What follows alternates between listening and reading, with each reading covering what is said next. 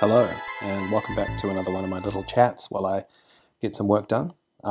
Today I wanted to talk about dreams and art, and just how strange dreaming can be. I've had a lot of weird dreams over the course of my life, as I'm sure most people have. My mother would tell you that I inherited the dream gene. She's somebody that's had more than her fair share of unusual stuff happen to her in her life, including a very active and vivid dream life. So when I'm talking about unusual dreams, I'm talking about dreams like lucid dreams, where you're aware that you're dreaming and able to control the dream, or somewhat precognitive dreams, dreams that seem to have a connection strangely to the real world, or even just dreams that, in their particular weirdness and impactfulness, they had an impact on, for me, the work I've done over the course of my life. I think it all probably started for me with a dream that happened to me when I was maybe about 10.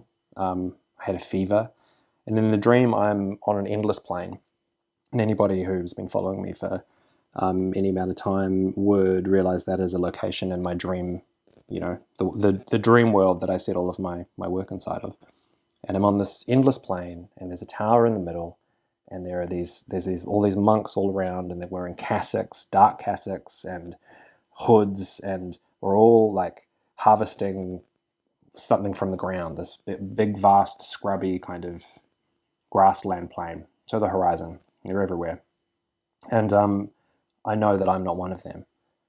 And as I am sort of, gathering, whatever I'm gathering, I look up again, and then they all look at me. They all turn to me all of a sudden, and there's this huge feeling of dread, and suddenly the horizon starts to shift like this, and like a bad 80s horror movie or something, and I woke up.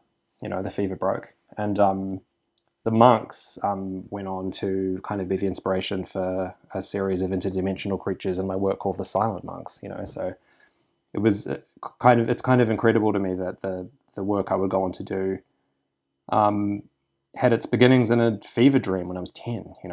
So yeah, that was definitely an impactful one. I had another dream in that sort of vein much later, in my 20s, which is where most of the strangest stuff that ever happened to me.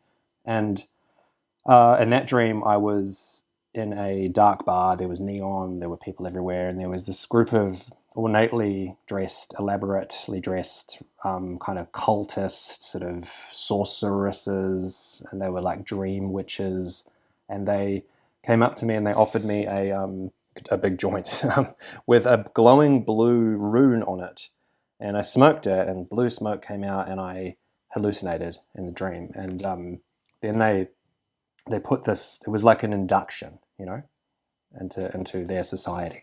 They put this contraption on my head like a scold's bridle, which is a horrific device from the Middle Ages, and it thing went inside my mouth and pressed my tongue down, and then I woke up. But yeah, the whole aesthetic of that dream went on to become really important. I think the work I was really starting to get going on with the world of my comics and Mr. Unpronounceable and the lower ethereal hierarchy. Not that it was named that at that point. Yeah, the vibe and the sorceresses, the the the weird runes on the drugs, definitely things that have still find their way into my work to this day. And around the same time, I had been experimenting with, attempting to induce a lucid dream, which was something I'd become super interested in reading about, esoteric matters, but also the work of the Onironauts, group of sleep researchers led by Stephen LaBerge, who ran experiments in the 80s to do with lucid dreaming, which is the practice of being aware that you're dreaming within the dream and having control and being able to exert control over the dream. And so these Onironauts, they pioneered or borrowed probably from Tibetan dream yogi magic, I imagine, ways to induce and to maintain a lucid state.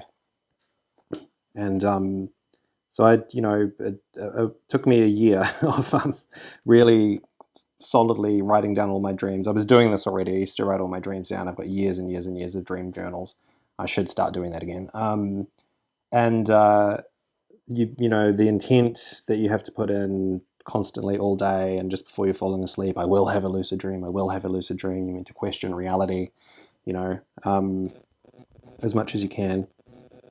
And nothing was happening until one day I'm in my house. I'm in my share house that I lived in with some people that I knew, and in the kitchen. And then all of a sudden, I'm on top of a mountain, and I'm dumbfounded. And I turn to my housemate and I say, "Were we not just in our kitchen? How are we on a mountain?" He was like, And then all of a sudden, we went back down into our kitchen, and I said to him, "Is this a dream?" He said, "Yeah, it is."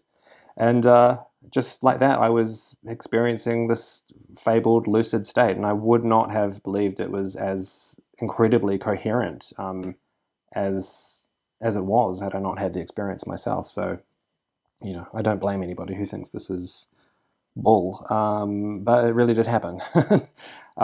Sound off in the comments if you've had a lucid dream or any weird dreams. Let's just, let's go crazy. And so I'm in my house in this dream, and all of these people start coming in, and I'm aware that it's a dream. I'm aware that they're figments of my imagination, and there's a big party, and I'm just overjoyed. I'm having the best time, and I'm talking to people saying, what's it like to be a figment of my imagination? You realize that you're in my dream, right? And these people were like, so many of them were like, yeah, and they were celebrating with me, matching my vibe.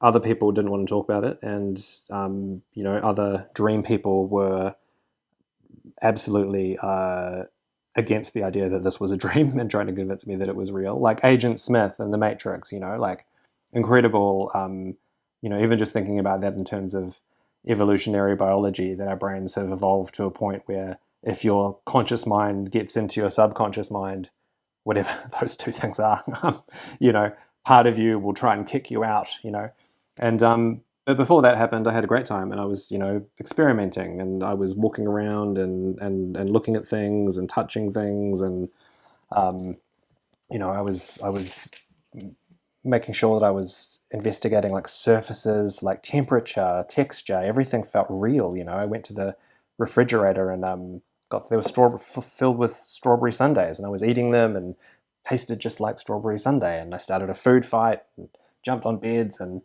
had an absolutely crazy time thinking to myself, this is the beginning of a lot of really amazing adventures. Eventually, I went into my own bedroom in the dream house, and a bunch of people came in behind me, and they were all like, we're having an intervention. Everybody thinks you've gone crazy. You're telling everybody that this is a dream and it's real, and we think you're on drugs. And I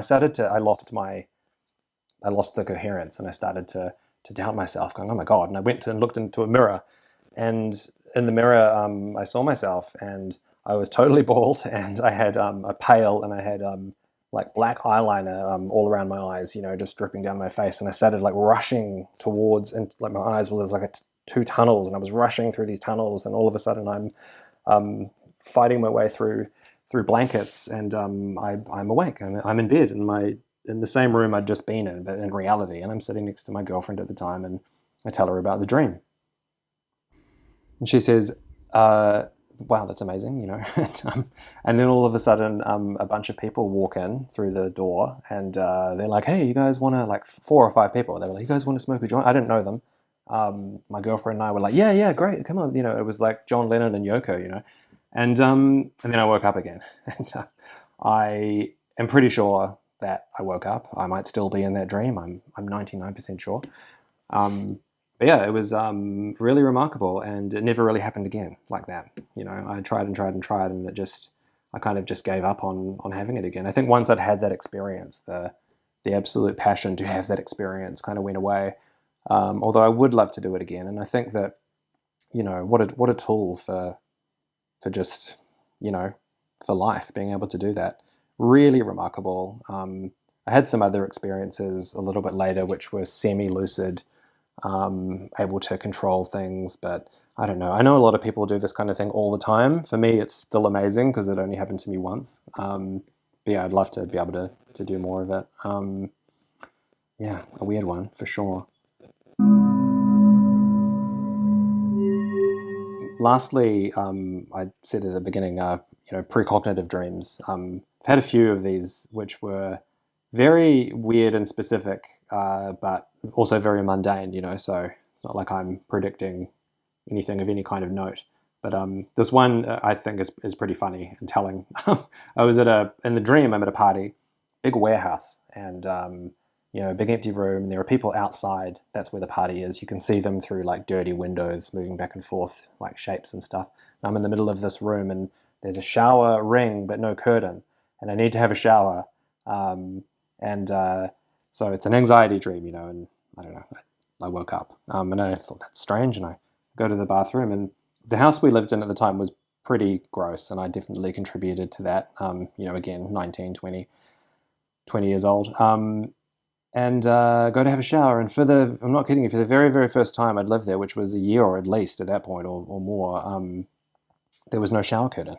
And I went and found my housemate, and I was like, "What? Where's the shower curtain?" And he was like, "Well, it was really dirty and moldy, so I took it down to clean it," which is gross. Good on him for that.